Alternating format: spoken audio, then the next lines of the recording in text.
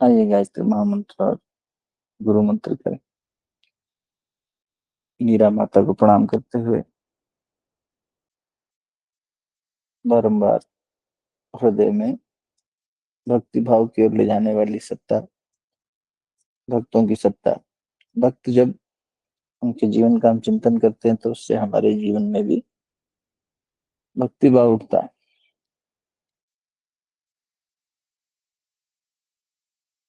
और उनके सपने हमारे भीतर भी आते हैं।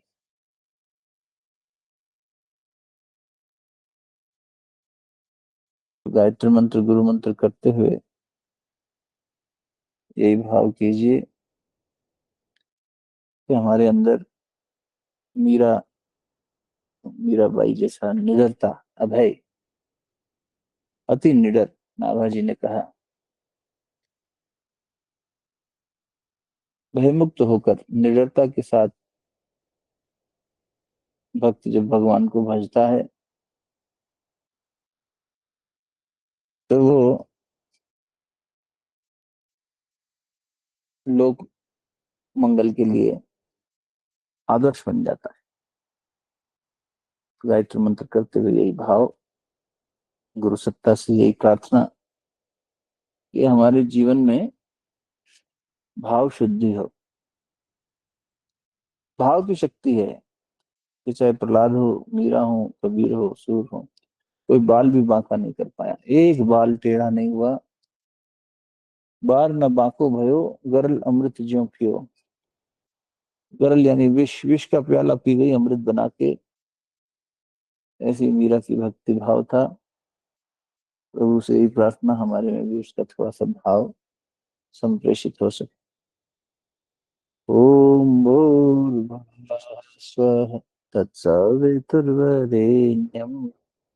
भर्गो देवस्य धीमहि धियो यो नः प्रचोदयात्। ओम गुरुर्ब्रह्मा गुरुर्विष्णु गुरुरेव महेश्वरः गुरु साक्षात् परब्रह्म तस्मै श्री गुरुवे नमः। अखण्डमण्डलाकारं व्याप्तं येन चराचरं तत्पदं दर्शितं येन तस्मै श्री गुरुवे। अखण्डानन्दबोधाय शिष्यसन्तापहारिणे सच्चिदानन्दरूपाय तस्मै श्री गुरुवे नमः। अज्ञानतिमिरान्धस्य ज्ञानाञ्जनशलाकया चक्षुरुन्मीलितं येन तस्मै श्री गुरुवे नमः। ध्यानमूलं गुरुर्मूर्तिं पूजामूलं गुरुपदं मन्त्रमूलं गुरुर्वाक्यं मोक्षमूलं गुरुकृपा। ओम विश्वानि देव सवितर्दुरितानि परासु यद्भद्रं तन्न आसु। ओम शांति शांति शांति।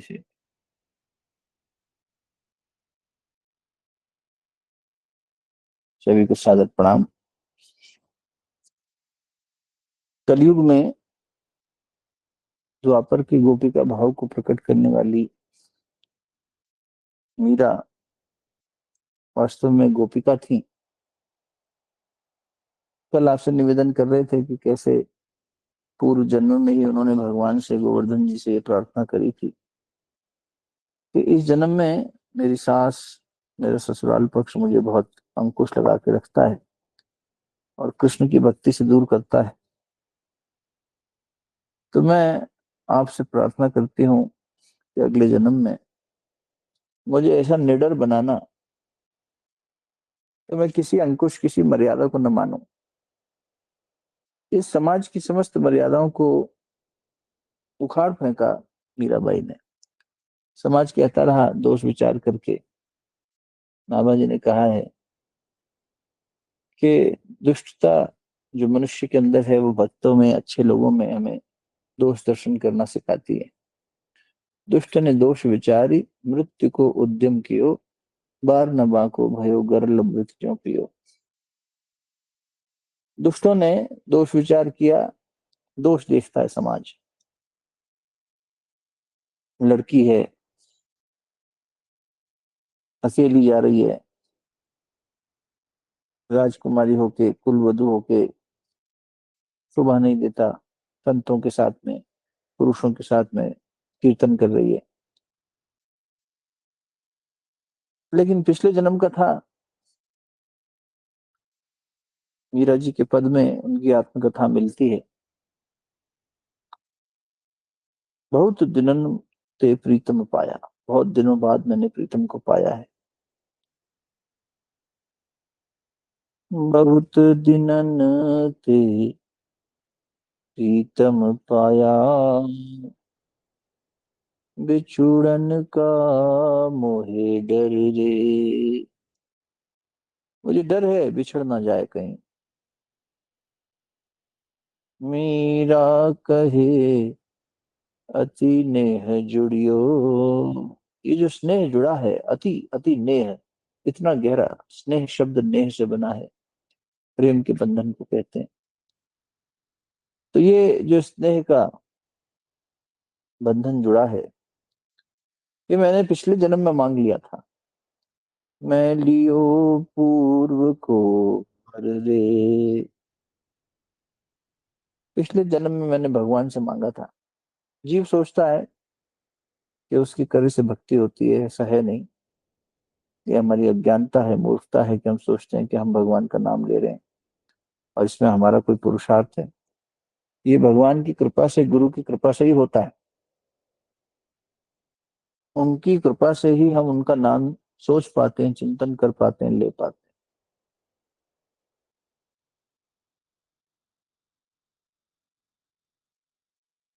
सुग्रीव जी ने रामायण में इस बात का प्रमाण दिया है। तो स्वामी जी लिखते हैं, सुग्रीव जब भगवान राम जी के समक्ष आए, भूल गए थे, भगवान को वचन दिया था। भगवान ने अपना वचन पूरा किया बाली का वध करके, और उसके बाद राजपाट किष्किंधा का संभाला सुग्रीव ने। तो वचन था कि अब मैं आपकी सहायता करूंगा। माता सीता को खोजने में सुग्रीव को सहायता करनी थी, लेकिन सुग्रीव भूल गए और राजपाट में इतने समय बाद पत्नी से मिले, इस सब में खो गए।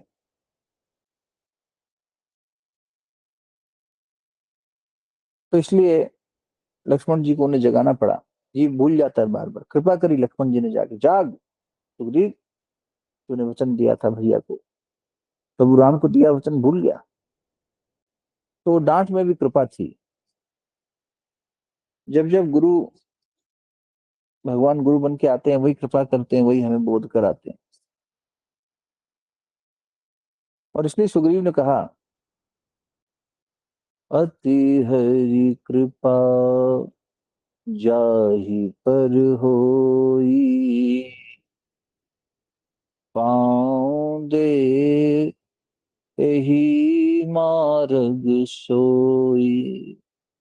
इस मार्ग पे वही कदम रख सकता है जिस पर अति कृपा, अति हरि कृपा जाहि पर होई, जिस पर हो जाए अति अति कृपा, बहुत सारी कृपा हो जाए। ये बहुत बड़ी कृपा है। आज जब संसार इधर उधर खींचता है हमें, उससे हम अपने मन को हटा सकें और 2 क्षण के लिए भगवान के चिंतन में लगा सकें, ये बहुत बड़ी बात है। ये भगवान की कृपा है, इसको हम देख नहीं पाते। नहीं तो माया की कृपा बरस रही है, माया के पीछे भाग रहा है मनुष्य। लेकिन जब भगवान की कृपा होती है, तब ऐसी स्थिति बन पाती। इसलिए कहा सुग्रीव ने, विषय वर्ष सुर नर मुनि स्वामी, मैं पावर पशु कपि अति कामी। कामनाओं में खो गए, मदिरा पी रहे हैं, पत्नी के साथ समय बिता रहे हैं, राजपाट में आनंद भोग रहे हैं। मैं पशु हूं, अति कामी हूं। मेरा तो कहना ही क्या प्रभु, विषय वश सुर नर मुनि स्वामी, इस विषय वासना के वश में है सब। कौन? बोले सुर देवता, नर मनुष्य, मुनि जो आपका मनन करने वाले मुनि हैं, और स्वामी जो इंद्रियों को जीत कर स्वामी बने हुए हैं, उन तक को माया ने नहीं छोड़ा। मैं तो एक वानर हूं, स्वभाव से पशु हूं, शरीर से पशु हूं, अति कामी, अतिशय प्रबल देह तब माया, छूटई राम करहूं जो दाया। प्रभु राम, जब आप किसी पर कृपा करते हैं तब ये अतिशय प्रबल देव तब माया, ये तब टूटती है, ये माया छोड़ती नहीं है। नहीं तो माया की तीन रस्सियां हैं, सत रज तम, उसमें मनुष्य बंधा रहता है। ये माया की तीन रस्सियां हैं। सात्विक कार्य करने वाले को लग रहा है वो अच्छा जीवन जी रहा है, वास्तव में वो भी माया के अंदर बंधा हुआ है, वो भी कामना में बंधा हुआ है। इसलिए भगवान ने स्पष्ट कहा भागवत जी में, जीव को अपनी भक्ति का नाश नहीं करना चाहिए। भक्ति का नाश कब होता है? बोले भक्ति का नाश तब होता है जब भक्ति में ये तीन दोष आ जाते हैं। कौन से दोष आ जाते हैं प्रभु? तो बोले सत रज और तम, ये दोष हैं। तामस भक्ति, राजस भक्ति और सात्विक भक्ति, तीनों ही बंधन का कारण है। तामस भक्ति में जीव तीन प्रकार की दोष ले आता है, हर एक में तीन तीन दोष हैं। तामस में ईर्ष्या का, दंभ का और हिंसा का दोष आ जाता है। जीव भक्ति कर रहा है, हमें लग रहा है हम भक्त हैं, पर मन में ईर्ष्या का भाव आ रहा है। उसके गुरुजी से मेरे गुरुजी अच्छे, उसके अध्यात्म मार्ग से मेरा अध्यात्म मार्ग अच्छा, इस प्रकार से दिखावा होने लगता है, दंभ होने लगता है। दंभ यानी दिखावा, ऊपर से अलग अंदर से अलग। ईर्ष्या होने लगती है, द्वेष होने लगता है और हिंसा आ जाती है। तो इससे भक्ति तामस हो जाती है। श्रीमद् भागवत का तीसरे स्कंद का 29वां अध्याय 8, 9 और 10 तीन श्लोक हैं। तो 8वें में तामस बताया भगवान ने, कपिल भगवान ने। 9वें में बोले भक्ति राजस हो जाती है। कब? जब उसमें ये तीन दोष आ जाते हैं। कौन कौन से? बोले विषय, यश और ऐश्वर्य। जब विषय की कामना से भक्ति की जाती है कि हमें अमुक विषय मिल जाए, ये फल मिल जाए, तो ये रजोगुणी राजस भक्ति हो गई, ये दोष आ गया इसमें। बोले और यश की कामना आ जाए, इस भक्ति के फल के रूप में हमें सम्मान मिले, गुरु जी हम आपकी भक्ति कर रहे हैं, आपके लिए यज्ञ कराने जा रहे हैं, आपका साहित्य स्टॉल लगा रहे हैं, आपके लिए वृक्षारोपण कर रहे हैं, इससे क्या होगा बेटा? बोले इससे युग निर्माण होगा। उसका तो पता नहीं बेटा, तू अपना कुछ करना चाह रहा है क्या? राजस, यश मिल जाए, ये कामना यदि है, गुरु कृपा से मिलता हो बात अलग है। कामना अगर ये है कि नहीं लोग हमारा सम्मान करें, माला पहनाएं, यश हमें दें, तो ये भक्ति को मैला कर देती है। और तीसरा ऐश्वर्य भाव। ऐश्वर्य यानी स्वामित्व, मालकियत, मैंपना, घर घर में है ये। चार प्राणी साथ रहेंगे, चारों को ये है मेरे मन का हो, और जिसके मन का नहीं होता वो मुंह फुला लेता है। मेरे मन का खाना बने, मेरे मन के मनोरंजन हो, मेरे मन के हिसाब से चले सब। तो हर व्यक्ति अपना स्वामित्व दिखाना चाहता है, और उसके स्वामित्व की बात नहीं होती तो वो दासत्व तो किसी को नहीं अच्छा लगता। कोई दास्य भाव में नहीं जीना चाहता, सब स्वामी बन के। इसी को ऐश्वर्य भाव कहते हैं, मालकियत। ऐश्वर्य ईश शब्द से बना है। भगवान ईश्वर की ही ऐश्वर्य शक्ति, यानी स्वामित्व की शक्ति, मालकियत की शक्ति, ईशावासम इदम सर्वम, ये सर्वत्र परमात्मा ही है जिनकी ये सत्ता है। तो मनुष्य अपनी सत्ता बनाना चाहता है, इससे भक्ति राजस हो जाती है। तो हम माला फेर रहे हैं, अनुष्ठान कर रहे हैं, यज्ञ कर रहे हैं, सत्संग कर रहे हैं, लेकिन बाकी समय के जीवन में क्या कर रहे हैं?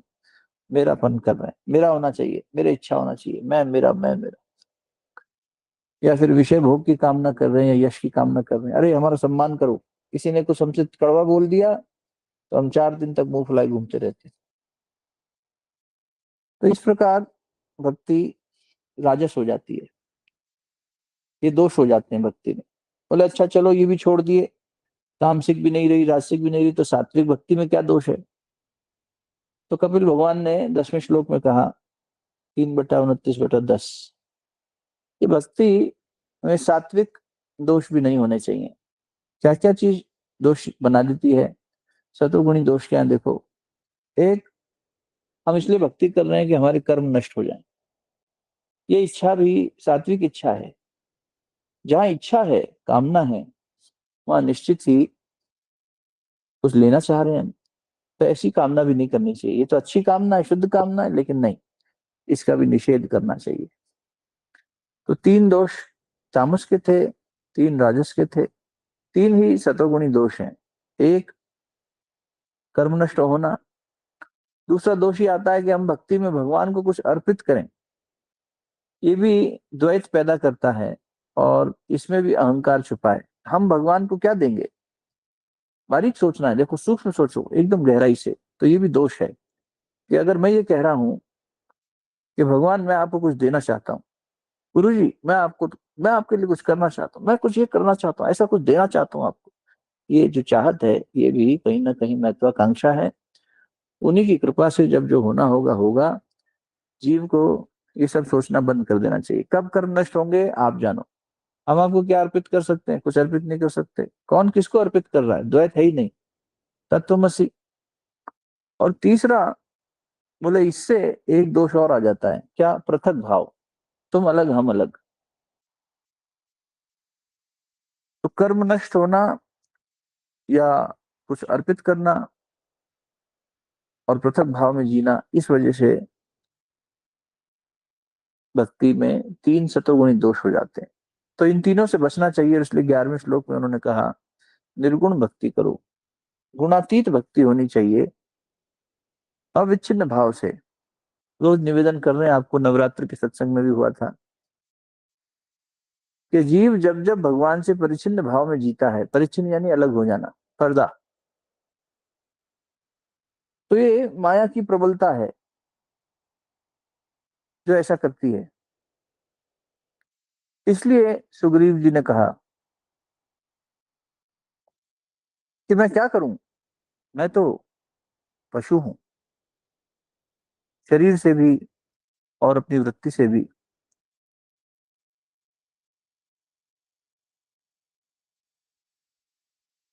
विषय वश्य सुर नर मुनि स्वामी, मैं पावर पशु कपि अति कामी, अतिशय प्रबल देव तब माया, छूटई राम करहु जो दाया। अब प्रभु कृपा करऊं यही भांति, सब तज भजन करहु दिन राति। जय सिया राम, जय जय सिया राम, जय लक्ष्मण जय हनुमान। तो ऐसी कृपा करो प्रभु। एक प्रज्ञा गीत गाया करते थे हम लोग, ऐसी कृपा करो जग जननी, जीवन गायत्री में हो। हे माँ, ऐसी कृपा करो। सुग्रीव की प्रार्थना वही है, अब प्रभु कृपा करो यही भांति।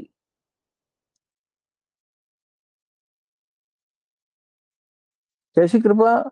कि सब कुछ छोड़कर सब तज भजन करूं दिन रात।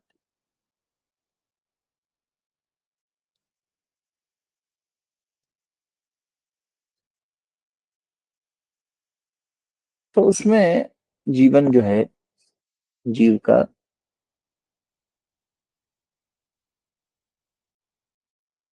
भाव शुद्ध हो जाता है, तब निर्गुण भक्ति होती है। नहीं तो चित्त के ऊपर मलिनता रहती है, साफ होती नहीं। माला फेरत जुग गया, फिरा न मन का फेर, वो स्थिति हो जाती है। इसलिए मीरा जैसे भक्त हमें सिखाते हैं कि अति निडर होकर भक्ति करनी चाहिए, निरंकुश होकर, कोई अंकुश नहीं, कोई बंधन नहीं, कोई शर्त नहीं, बिना किसी हेतु की गुणातीत भक्ति। वो फिर मन जब गति पकड़ता है ऐसा, तब ये स्थिति बन जाती है। और इसकी शक्ति भगवान स्वयं देते हैं। तो मीरा को ये शक्ति भगवान ने दी, और सत्य की निष्ठा के साथ में उन्होंने पालन किया। फिर भी कोई ना कोई निमित्त बनता है।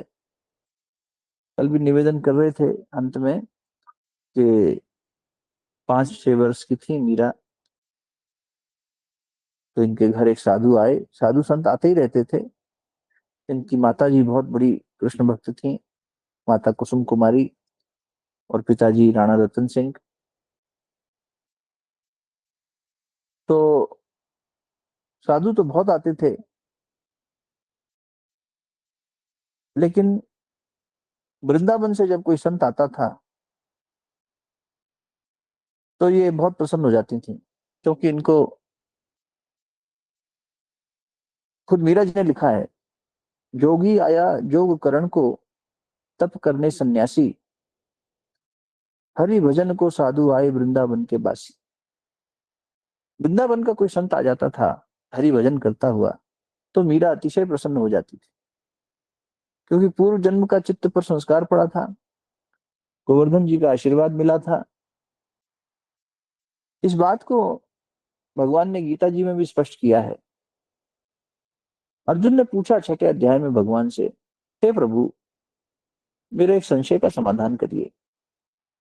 आप कहते हैं कि योग के मार्ग पर चलने वाला, यानी मुझसे जुड़े रहने वाला, चाहे ध्यान योगी हो, चाहे भक्त योगी हो, कर्म योगी हो, ज्ञान योगी हो, इन चारों में से किसी भी मार्ग पर चलने वाला, अगर उस वो योग भ्रष्ट हो जाए, उसकी निष्ठा इतनी मजबूत नहीं है, और वो आपको प्राप्त करने से पहले शरीर छोड़ दे, तो उस जीव की गति क्या होगी। जर्नी ऑफ सोल समझाया है अर्जुन के उस प्रश्न के उत्तर में। भगवान श्री कृष्ण कह रहे हैं, हे अर्जुन, उसका संचित पुण्य नष्ट नहीं होगा। जो साधना उसने संचय करी है, ये संपत्ति उसके साथ जाएगी।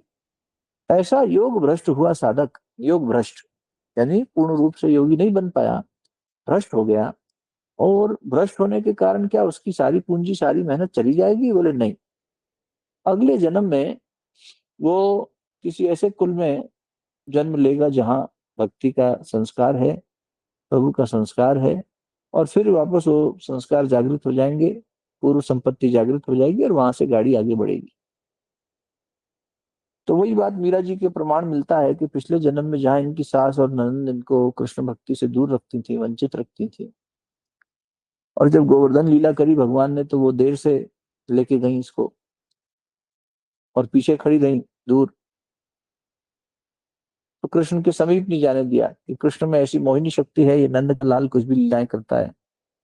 सबकी बहू बेटियां जो है वो बावरी हो गई हैं, हमारी बहू जो है बावरी अगर हो गई तो क्या होगा।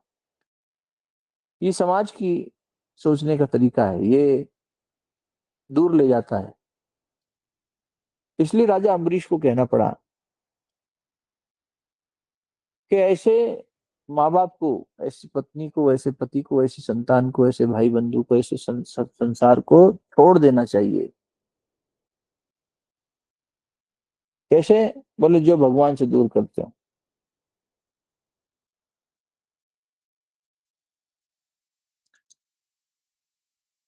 तुलसीदास जी ने लिखा कि यदि कोई तुम्हें भगवान से दूर करे,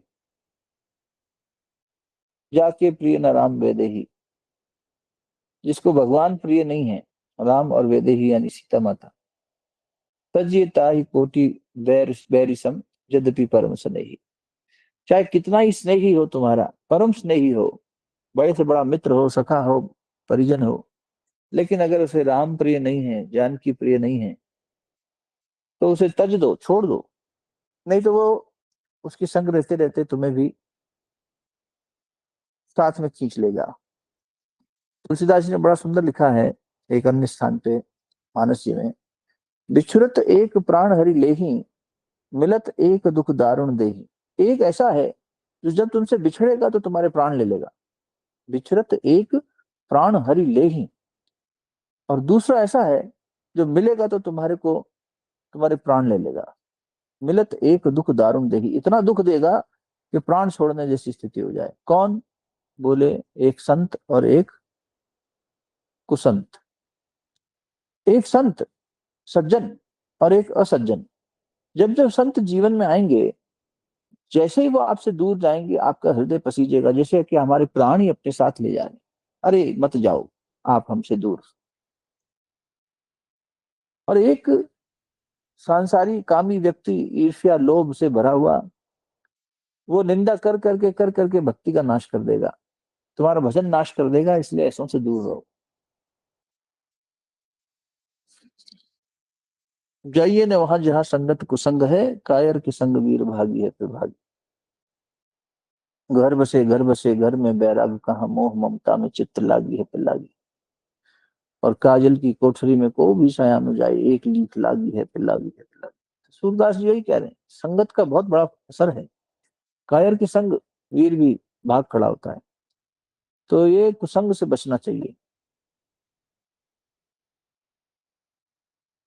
तो संत जब हमसे बिछड़ते हैं तो हमारा प्राण ले जाते हैं साथ में, ऐसी स्थिति हो जाती है।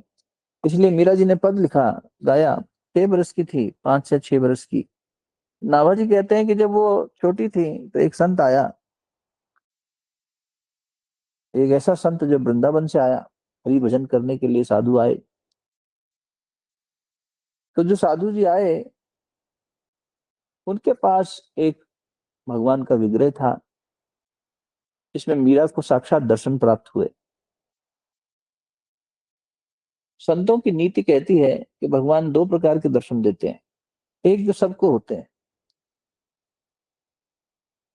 ये जन अनुग्रह के नाते भगवान दर्शन देते हैं। जैसे आप किसी मंदिर में गए और आपको मंदिर में भगवान का जो विग्रह है उसको देखा, और जैसा सबको दिखा वैसा आपको दिखा, तो ये सबको दर्शन हुए। हाँ हुए, भगवान ने दर्शन दिए, हम अंदर तक गए, दर्शन करके आए, बांके बिहारी जी के दर्शन हो गए, ठीक है, तिरुपति गए, दर्शन हो गए, कई ऐसे स्थान पे गए, सिद्ध स्थान पे दर्शन हो गए। तो ये सबको दर्शन हुए, वैसे हमें भी हुए। ये जन अनुग्रही दर्शन होते हैं भगवान के, जो सबको है। लेकिन एक होते हैं भक्तानुग्रही, जो भक्तों को दिए जाते हैं। तो किसी एक भक्त को भगवान उस विग्रह में कुछ अलग दिख गए, साक्षात दिख गए, कोई लीला दिख गई। तो मीरा को उस विग्रह में, छोटी सी मीरा को दिखाई दिए कि ये तो गिरधर साक्षात बैठे हैं। पुराने जन्म का संस्कार तेजी से उदय हुआ, भक्ति ने उफान मारा। और जब वो साधु सन्यासी जाने को हुए तो मीरा रोने लगी। माँ ने खूब समझाया, बेटा इन्हें वृंदावन जाना है, ये ठाकुर जी की सेवा करेंगे वहां जाके। नहीं मत जाओ, मत जा, मत जा, मत जा जोगी, पांव पड़ो में तोरी, मैं तेरे पांव पड़ती हूँ। मीरा रोने लगी। आहा क्या भक्ति है, कैसी स्थिति होगी मीरा की। छोटी सी बालिका, 5 6 बरस की, कल्पना करके देखो। और वो रो रही है, रोते रोते बेहोश हो गई। क्यों? बोले तुम चले जाओगे तो ये ठाकुर तुम्हारे साथ चले जाएंगे, ये गिरधर मुझे दे जाओ, अगर तुम जाना ही चाहते हो मत जाओ, उसकी कथा मुझे सुनाओ, उसकी लीलाएं मुझे सुनाओ, मेरे गिरधर की बातें करो मुझसे। नहीं बेटा मुझे जाना होगा, अच्छा तो साधु बाबा योगी तुम जाते हो तो जाओ, पर ये विग्रह मुझे दे जाओ। मत जा मत जा मत जा जोगी, पाँव पड़ूं मैं तोरी। प्रेम भगति को पंथ ही न्यारो, प्रेम भगति को पंथ ही न्यारो, हमको ज्ञान बता जा योगी, हमको ज्ञान बता जा। ये ज्ञान दे के जा रही है तो मेरे को ये ज्ञान दे के जाओ। क्या? प्रेम भगति को पंथ है न्यारो, ये न्यारा रास्ता है, पथ है। इस पथ पे कैसे आगे बढ़ूं, ये प्रेम और भक्ति और कैसे बढ़े। एक काम कर जोगी, मेरी चिता जला दे। क्या भाव है, देखो कितना सरल और सुंदर भाव, और कितना गहरा भाव है। चंदन की मैं चिता रचाऊं, अपने हाथ जला जा जोगी, अपने हाथ जला जा। अपने हाथों से मेरी चिता जला दे। अगर जा रहा है तो मेरी चिता जला के जा, मैं इस विरह में नहीं रह सकती। इसलिए कहा, विसरत एक प्राण हरि लीने। एक है जो बिछड़ते समय प्राण ले लेता है। योगी तुमसे बिछड़कर मैं कैसे जिंदा रहूंगी। कुछ संतों का कहना है कि ये पद वो जोगी के साथ साथ जो गिरधर गोपाल हैं उनके लिए गा रही है मीरा, कि आत्मा परमात्मा को कह रही है, तुम दूर जा रहे हो परमात्मा, तो मेरे तो प्राण ही समाप्त हो जाएंगे। एक काम करो, मेरी चिता जला दो, फिर चले जाना। जल जल भई भस्म की ढेरी, ये मीरा के पद हैं, और ये कोई कवित्री ने नहीं लिखे हैं। मीरा कोई कवित्री नहीं है, मीरा की अनुभूतियां हैं ये, अनुभूत सत्य है। इसलिए इनका प्रभाव ऐसा पड़ा कि घर घर में बच्ची का नाम मीरा रखा गया। एक अकेली नारी ने बिना शस्त्र उठाए पूरी वो सल्तनत हिला दी, पूरा राजपाट हिला दिया रजवाड़ों का। सारी झूठी शान मक्कार शान सब गिरा दी, धूमिल कर दी, एक अकेली ने। ये निडर थी। हम छोटी छोटी बात पे घबरा जाते हैं, और मीरा प्रमाण दे रही हैं, तुम्हारी भक्ति और तुम्हारा भाव सच्चा हो तो भगवान साथ खड़ा होता है। अज्ञातवास था पांडवों को, 1 वर्ष का छुप के रहना पड़ा विराट के यहाँ। भीम रसोईया बने, युधिष्ठिर राजा के सलाहकार बने, अर्जुन को श्राप था हिजड़ा बना, द्रौपदी को भी साथ रहना पड़ा। तो विराट की जो पत्नी थी उसकी सेविका बन के द्रौपदी रही, रूप बदल के, भेष बदल के, लेकिन रूपवान थी, यज्ञ संतान थी, यज्ञ की उत्पन्न हुई थी अग्नि से, तो तेजस्विनी थी। उसके रूप पर ही मोहित था दुर्योधन। और राजा विराट का साला जो था कीचक, वो बड़ा प्रसिद्ध था कि बड़ा शौर्यवान है, थोड़ा क्रूर स्वभाव का है, और उससे सब डरते थे। खुद राजा भी इस बात को मानता था कि उसका राजपाट इसकी वजह से चल रहा है, तो अपने साले से दब के रहता था। तो कीचक ने एक बार अपनी बहन के कक्ष में द्रौपदी को देखा, और अपनी बहन से कहा कि इसको कहना आज रात को मदिरा का प्याला लेके ही आएगी। बहन भी डर गई, क्या मेरे भाई के चलते सारा साम्राज्य चलता है, इसकी बात माननी पड़ेगी। तो उसने अपनी दासी से कहा, जो द्रौपदी थी उस समय, कि जाओ तुम जाके ये प्याला मदिरा का उसको दे के आओ। तब द्रौपदी ने कहा कि मैं आपकी दासी हूं 1 वर्ष के लिए, उसकी दासी नहीं हूं, किसी पुरुष की दासी होना नहीं। मैं आपकी दासी हूं, आप आदेश करें वो करूंगी। बोले मेरा ही आदेश है, और तुम गलत क्यों सोचती हो, तुम जो है ये लेके जाओ और दे के आ जाओ। तब द्रौपदी ने कहा था, ठीक है, लेकिन यदि मुझ पर कुदृष्टि पड़ी तो सर्वनाश होगा, तब कीचक का अहित हो जाएगा। तब वो हंस पड़ी रानी, बोले तुम नहीं जानती कीचक कौन है,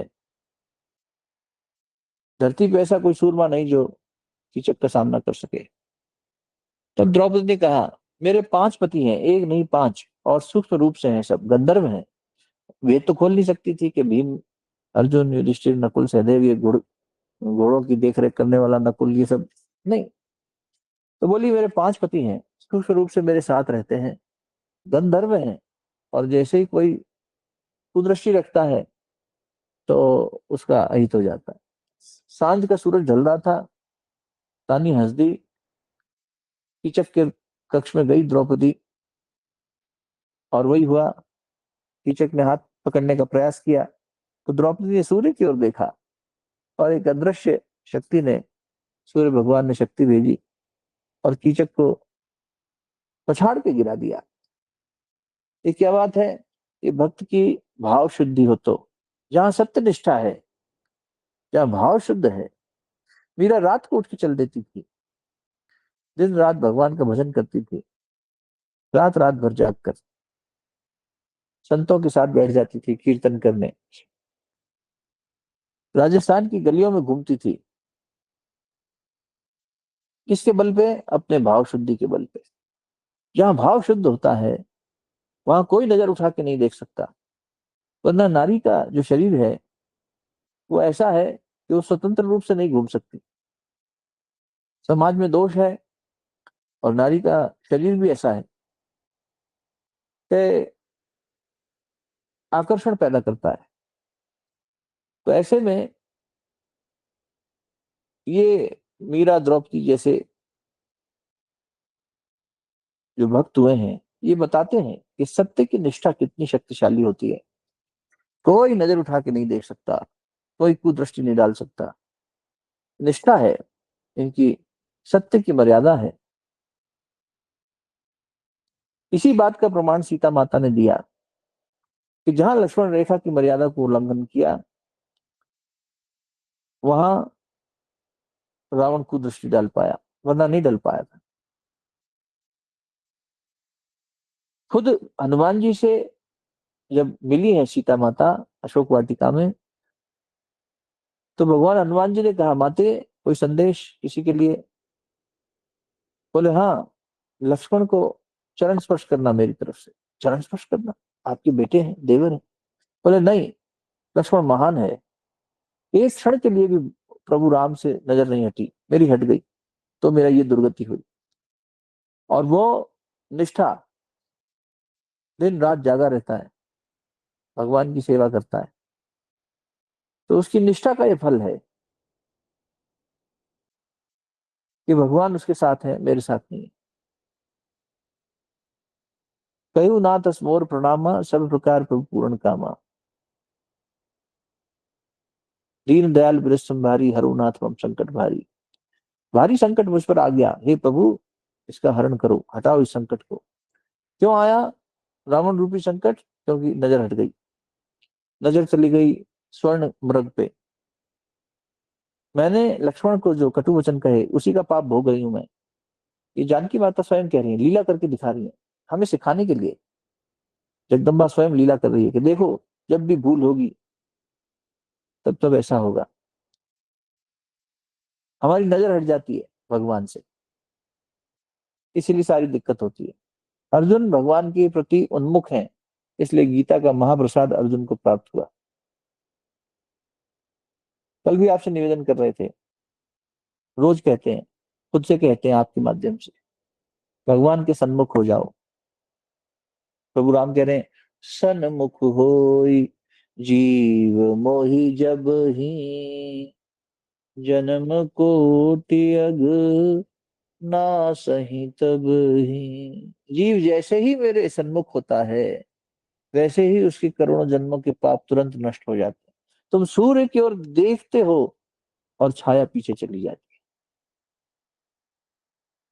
प्रभु नहीं, प्रभु का स्वभाव यही है, जहां प्रकाश है वहां अंधकार का नाश होना ही है, जहां गुरु है वहां माया का पर्दा हटना ही है।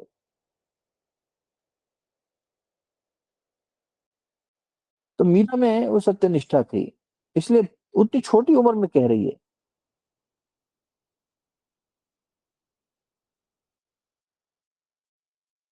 जल जल भई भस्म की ढेरी, अंग बभूत लगा जा जोगी। एक काम कर, तू वृंदावन जा रहा है जोगी, मुझे जला दे, मैं चिता बनाती हूँ, आग लगा दे, और मेरी भस्म को अपने शरीर पर लगा के ले जा। मैं तो जा नहीं सकती तेरे साथ, घर वाले भेजेंगे नहीं, छोटी बालिका है, तू रुकेगा नहीं, तो मुझे जला दे और मेरी भस्म को अपने अंग पे लगा के ले जा। ना कोमल, कितना गहरा भाव।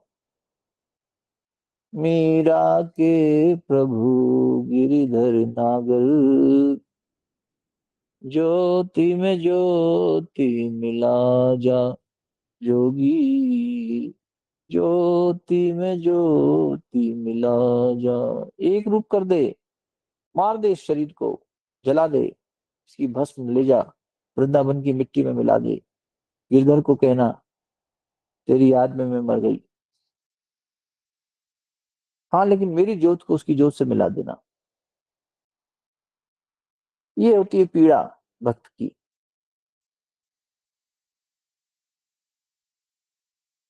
ये है भक्ति की शक्ति। जहां ये भक्ति है, लेश मात्र भी हम में अगर आ जाए, एक कण भी आ जाए मीरा की भक्ति का, कबीर की भक्ति का, प्रहलाद की भक्ति का, किसी के भी एक कण भी आ जाए, तो समझ में आ जाएगा कि संसार का सार भगवान है। ज्ञान कल भी निवेदन कर रहे थे, अगर निरंजन है तभी तारेगा। अंजन ज्ञान यानी उपाधि जिसमें है ज्ञान में, वो डुबो देगा।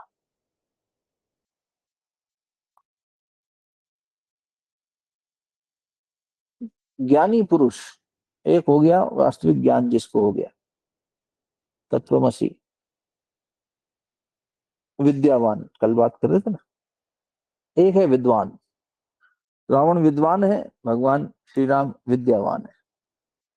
विद्वान व्यक्ति अपने मित्रों को भी अपना शत्रु बना लेगा, क्यों? क्योंकि वो जहां बैठेगा अपनी विद्वता झाड़ेगा, उसे लगेगा मैं इनसे ज्यादा जानता हूं, तो धीरे धीरे सब उससे दूरी बना लेंगे कि इनके अंदर से अहंकार की बू आती है, ये जब बैठते हैं अपना ज्ञान बगाड़ते हैं, आता कुछ है नहीं इनको, जबरदस्ती की अकड़ दिखाते हैं। चाहे सांसारिक ज्ञान हो चाहे पारमार्थिक ज्ञान लेके बैठा हो, लेकिन पोथी पढ़ पढ़ जग हुआ पंडित भयानक कोई। तो ऐसा विद्वान अपने मित्रों को भी शत्रु बना लेगा, और विद्यावान व्यक्ति शत्रुओं को भी मित्र बना लेगा। इसलिए जब मनुष्य सत्संग करता है तब भक्ति आती है। तुलसीदास ने लिखा है, ब्रह्मा जी ने कहा है भागवत पुराण में, ज्ञान की इच्छा मत रखो, तुम उपासना करो, श्रद्धा रखो, ज्ञान स्वयं हो जाएगा। 10/14/3 प्रमाण देखना हो तो चले जाना पढ़ना। 10वें स्कंद के 14वें अध्याय के तीसरे श्लोक में ब्रह्मा जी कह रहे हैं, ज्ञान की इच्छा रखना मूर्खता है, ये वासना है। हम व्याकरण शास्त्री बन जाएं, हम 4 श्लोक ज्यादा बोल लें, हम ज्यादा जबान टेढ़ी करके गा लें, ये विद्वत्ता झाड़ना, हमें गीता जी के सारे श्लोक याद हैं, रामायण की चौपाइयां याद हैं, फिर क्या होगा उससे? ये सब को छोड़कर भगवत गान करो, ज्ञान नहीं गान करो, गान गाओ, भगवान की भक्ति के तराने गाओ। कर्म करो तो भगवान के लिए करो। पहले दिन हमने निवेदन किया था, जब अर्जुन ने पूछा कि भगवान आपको सबसे प्रिय भक्त कौन है, तो बोले गोपिकाएं। तो क्यों? बोले गोपिकाओं से 6 प्रकार के संबंध है, और गोपिकाएं जो कर्म करती हैं, जो क्रिया करती हैं, वो मेरे लिए करती हैं। जब तुम्हारा हर कर्म भगवान के लिए होने लगे, यही बात नारद जी ने व्यास जी को समझाई थी कि आपको शांति तभी मिलेगी, जितने ज्ञान की आपने रचना कर दी है, एक वेद के 4 वेद बना दिए, ऋग्वेद से सारे वेद निकले, फिर आपने उपनिषद बना दिए, फिर आपने पुराण भी लिख डाले, लेकिन अभी तक आपको शांति क्यों नहीं मिली?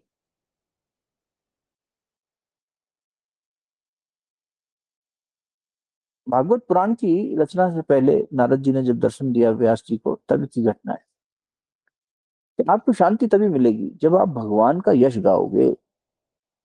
भले ही व्याकरण की दृष्टि से उसमें त्रुटि हो, अशुद्धि हो, व्याकरणविद आज भी त्रुटियां बता देते हैं, यहाँ यहाँ ये त्रुटि है व्याकरण की दृष्टि से। अरे त्रुटि हो तो हो, कौवा भी जब भगवान का नाम लेता है तो काक भुषंडी बन जाता है, और काक भुषंडी जी को नमन होता है, फिर खुद गरुड़ जी उनसे सुनने आते हैं भगवान की कथा। इसलिए भगवान का यश गाओ। सत्संग भक्ति जगाता है, हम सत्संग नहीं करना चाहते, रात रात भर बैठकर हम मौज कर लेंगे, काम चेष्टाएं कर लेंगे, कामनाएं हो रही हैं, हाँ हाँ ही, टेलीविजन देखा जा रहा है, सीरीज देखी जा रही है, टाइम पास किया जा रहा है, कोई रिश्तेदार आ गया तो रात को घूमने जा रहे हैं, मौज करने जा रहे हैं, लेकिन भगवान के नाम पर मनुष्य थोड़ा जागना हो तो नहीं जागता।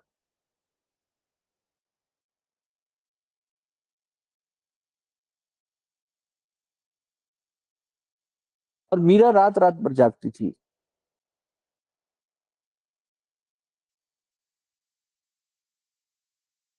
कैसी होगी वो मीरा, चिंतन करो जरा।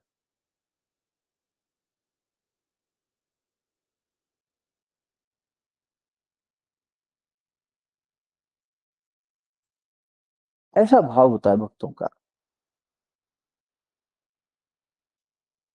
और ऐसे भाव से ही भगवान रीझते हैं। इस शुद्ध भाव को भगवान देखते हैं तो खुद खींचे चले आते हैं। मीरा की माँ ने थोड़ी और बड़ी हुई जब, तब कहा, बेटा अब तू बड़ी हो गई,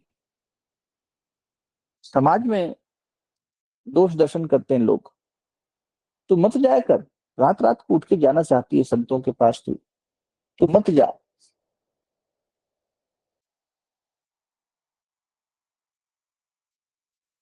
तो मीरा ने एक पद लिखा, गाया, उस समय वो बाद में लिखे गए। मीरा ने पद गाया, वही मेवाड़ी भाषा थी। मची ना बरजो ए माता मावड़ी, ए मेरी माँ, मत रोक मुझे, मत बरज मुझ पे, संतन दर्शन जाती, मैं संतों के दर्शन को जाती हूँ। हरि नाव हृदय बसे, मैं हूं मदड़ा में माती, मेरे हृदय में हरि रूपी नाव बसी हुई है, उसमें सवार होकर मैं ये भवसागर पार जाना चाहती हूँ। माँ ने कहा, माता कहे, सुन री धीवड़ी, हे धीवड़ी, धी यानी बेटी, बड़ी मने बड़ी बेटी, बड़ी बेटी बड़ी हो गई अब तू, हीरा सुन, किसने गुण भूली, लोग सोवे हैं सुखरी नींद में, तू कहीं रेण जो भूली। लोग रात को सुख की चैन की नींद सोते हैं, तू रात में क्या भूल गई, अपनी नींद भूल गई है, भूख प्यास भूल गई है, लोक लाज भूल गई है, अब तू बड़ी हो गई है। कुसुम माता स्वयं बहुत बड़ी भक्त हैं, लेकिन रानी है तो मर्यादा में बंधी है, और उतनी निडरता नहीं है, तो उनका भक्त भाव तो कह रहा है कि हाँ मेरा ठीक है, लेकिन माँ है, एक रानी भी है, कुल की मर्यादा भी देखनी है, समाज की रीति नीति भी देखनी है, तो बेटी को समझा रहे हैं, तू ऐसी बावरी कैसे हो गई। मात कहवे सुन री धीवड़ी, किसने गुण भूली, लोग सोवे हैं सुख री नींद में, तू काई रहन जो भूली। तो मीराबाई ने कितना सुंदर जवाब दिया, वही बात जो अभी कह रहे थे आपसे। गेली है दुनिया बावरी, माँ ये संसार मूर्ख है, गेला है, बावरा है, यारो नीर न जाने राम न भावे, जिसे राम प्यारा नहीं लगता। गैली है दुनिया बावरी, जाने राम न भावे, जिनके तो हृदय हरि बसे, जाने नींद ना आवे। जाके हृदय हरि बसे ताने नींद ना आवे। जिसके हृदय में भगवान बसता है उसे तो नींद नहीं आती। ये रात सोने के लिए थोड़ा ही है। अच्छा देखो, संसार में जब किसी स्त्री को पुरुष से या पुरुष को स्त्री से प्रेम प्रसंग हो जाता है तो रात रात भर जागते हैं ना। पहले के समय तो ये नहीं होता था, फोन, तो चिंतन करते थे बस, फिर चिट्ठियां लिखते थे, फिर छुप छुप के मिलने की योजनाएं बनाते थे। अब चैटिंग कॉलिंग ये सब होती है, लेकिन नींद नहीं आती। क्यों? प्रेम लगा है, प्रेम की लगन लगी है। संसार में जब लगती है तो मनुष्य देखो कैसे भागता है, जागता है, लेकिन भगवान से नहीं लगा पाता। यही माया की कृपा है। भगवान की कृपा हुई नहीं अभी, माया की कृपा है, इसलिए मौज मस्ती में, नींद में, आलस में, प्रमाद में दिन कट रहे हैं। अज्ञान पसारे हुए सब कुछ, तमस में जीवन जी रहे हैं। थोड़ा ठीक होता है तो रजस में जी लेते हैं, बस इससे ज्यादा कुछ नहीं। सत्य में भी आए तो बंध गए, कट्टरवादी हो गए। हम बेहतर, हम सनातनी, हमारे गुरु जी की ज्यादा किताबें, हम ज्यादा बेहतर शिष्य, इसी में फंस गए। अपने ही गुरु भाई बहनों का दोष देख रहे हैं, उन्होंने ये गलत किया, उन्होंने ये गलत किया, बस फंस जाते हैं उसी में। वो भी सतोगुणी पर्दा है।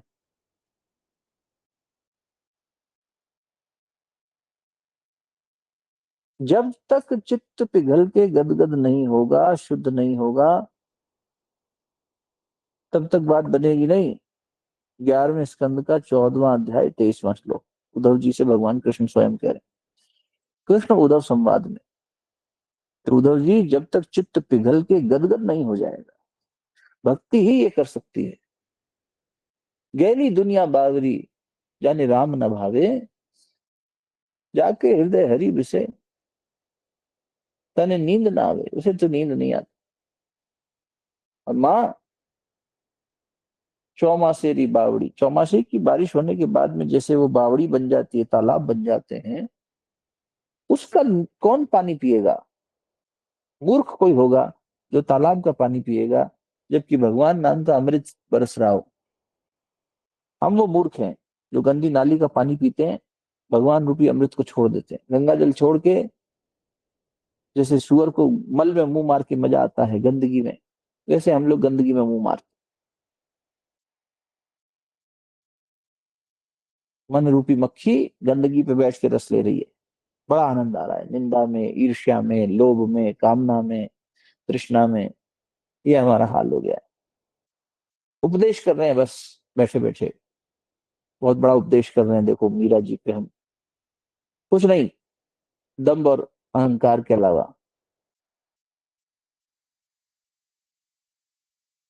प्रमाण यही है कि अगर होता तो फर्क पड़ जाता, किसी के जीवन में फर्क आ जाता।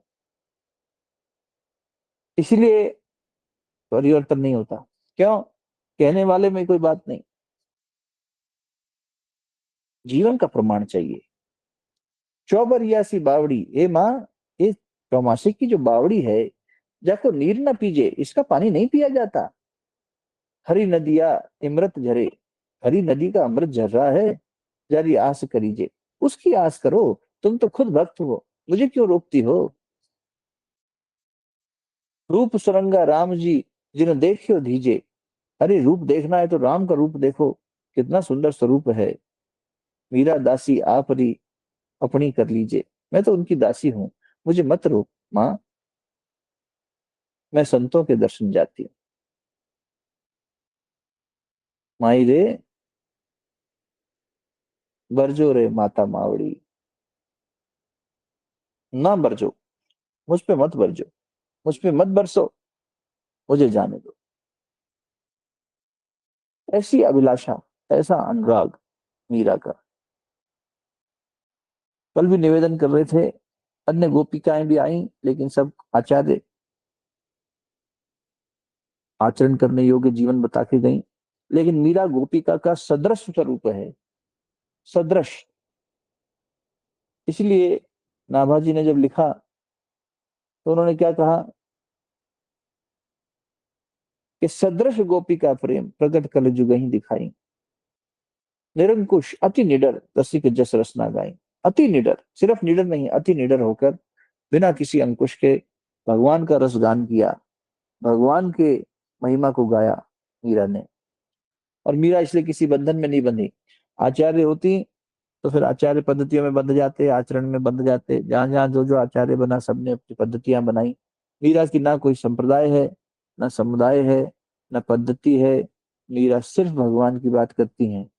तुलसी, सूर, कबीर सबसे अलग मीरा खड़ी है। क्यों? इसलिए नहीं कि मीरा जी का चिंतन कर रहे हैं तो मीरा जी की प्रशंसा है। संतों की वाणी है कि जहां सब ने एक कोई परिपाटी अपनाई, मीरा की कोई परिपाटी नहीं है। ये बावरी है, पागल आदमी को कहाँ बांध सकते हो आप। और खुद कह रही हैं, बावरी सास कहे कुल नाशिनी रे। मेरी सास कहती है मैं कुल की नाशिनी हूँ, और संसार कहता है कि मैं बावरी हूँ। हाँ, मैं तो प्रेम दीवानी, मेरो दर्द न जाने कोई, मेरे तो गिरधर गोपाल दूसरों न को। तात मात भ्रात बंधु आप नो न कोय, छाड़ दीनी कुल की कहानी कहा करिए कोई। क्या करेगा कोई मेरा? शरीर को मारना चाहते हो मार दो। 6 बरस की उम्र में कह रही है मेरी शरीर की चिता जला के मेरी भस्म ले जाओ, तो उसको मरने का क्या भय?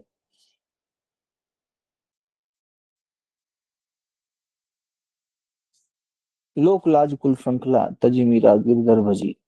लोक लाज सब त्याग दिया, कुल की श्रृंखला, श्रृंखला यानी बंधन, बेड़ियां सब तोड़ दी। एक अकेली स्त्री ने बिना शस्त्र उठाए पूरा का पूरा कुल घुटनों पे ला दिया।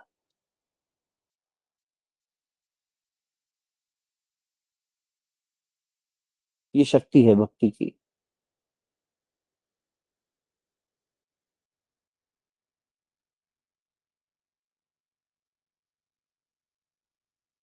तो इसलिए समझना चाहिए भक्तों की लीला को, जिससे कि हमारे जीवन की भक्ति में भी थोड़ा इजाफा हो। राजा रूठे नगरी रूठे, हरि रूठे कहाँ जाना, राणा जी में तो गोविंद के गुणगान। राणा जी में तो गोविंद के गुण गाना, राणा जी में तो गोविंद के गुण गाना। डबिया में भेजा सर्प भुजंगम, डबिया में भेजा सर्प भुजंगम। जहरीले सांप भेज देता था राणा, देवर था इनका। मैं तो शालीग्राम कर जाना, राणा जी में तो गोविंद के गुण गाना। राजा रूठे नगरी रूठे, राजा रूठे नगरी रूठे, हरि रूठे कहाँ जाना। हम सबको रिझाने में लगे हैं भगवान को छोड़ के। हरि रूठे कहाँ जाना, कहाँ जाएंगे? भगवान रूठ गया तो कहीं जगह नहीं मिलेगी।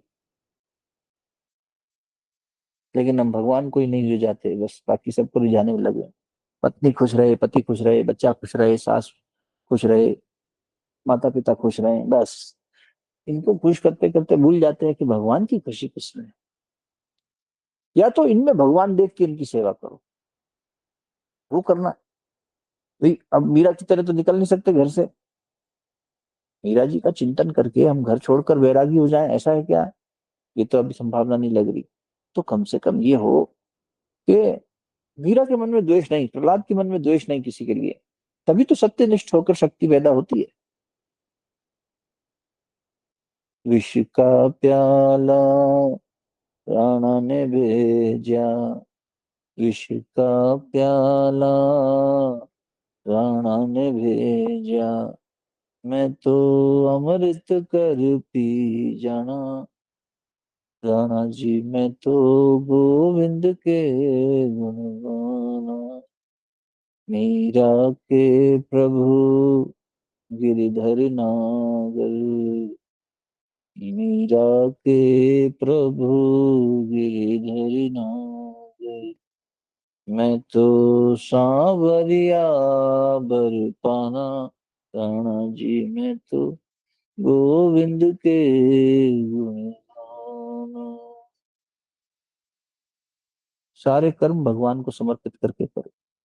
पूरी गृहस्थी की सेवा करो, शरीर की सेवा करो, सेवा भाव से, भोग बुद्धि से नहीं, योग बुद्धि से। जब जब जीवन जिएंगे, बिना सत्संग विवेक ना होए। विवेक जागृत करना है तो भगवान के साथ बैठना ही पड़ेगा, सत्य के साथ बैठना ही पड़ेगा, ग्रंथों के साथ बैठना ही पड़ेगा, गुरु शरण में बैठना ही पड़ेगा, और कोई मार्ग नहीं है ना। इसलिए बारंबार उस गुरु सत्ता को याद करते रहना, हर कर्म में याद करो। भोजन बनाते, कपड़ा धोते, ऑफिस का काम करते, गाड़ी चलाते, भगवान का दिया हुआ वाहन है। करते हो ना प्रार्थना, ओम स्तुता मया वरदा वेद माता प्रचोदयन्ताम पावमानि द्विजन आयु प्राणम प्रजाम पशुम कीर्तिम द्रविणम भ्रम। 7 चीजें मांगी, तो जो आयु मिली है भगवान से मांगी है, भगवान के काम के लिए। प्राण भगवान में लगना चाहिए। तो अपनी गृहस्थी को अपनी पूजा स्थली बना लो।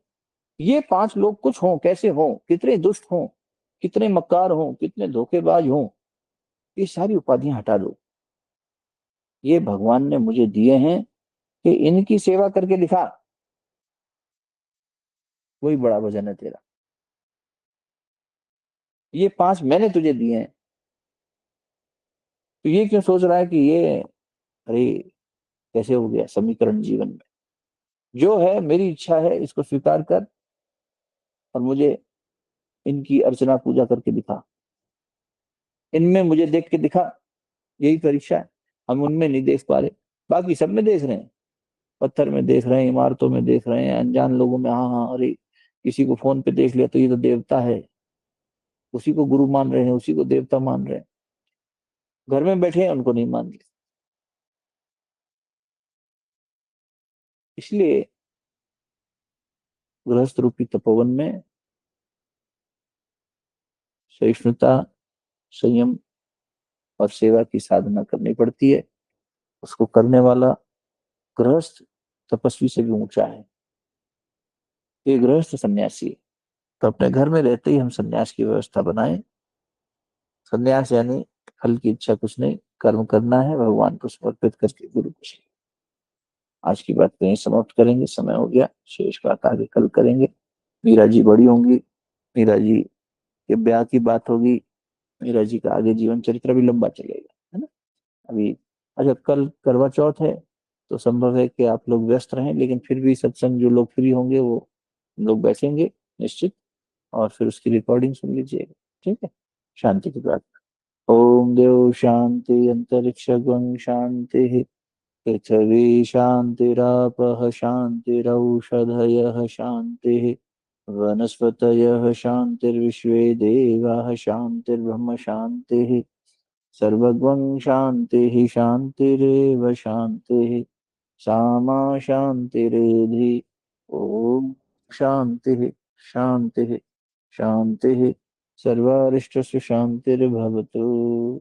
कण कण में व्याप्त गुरु सत्ता को, परमात्मा सत्ता को मनि मन नमन करिए, जिनकी असीम अनुकंपा से हम सबका साथ बैठना संभव हो पाता है।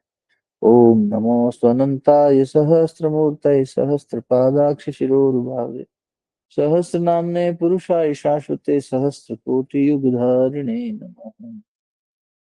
अच्छे से दोनों हथेलियों को आपस में मल लीजिए। प्राप्त हुई देवता को मुखमंडल पर, हृदय स्थान पर, नाभि कमल पर स्पर्श करा लीजिए। ओम शांति शांति शांति। समाप्ति सभी। राम राम सभी को। प्रणाम।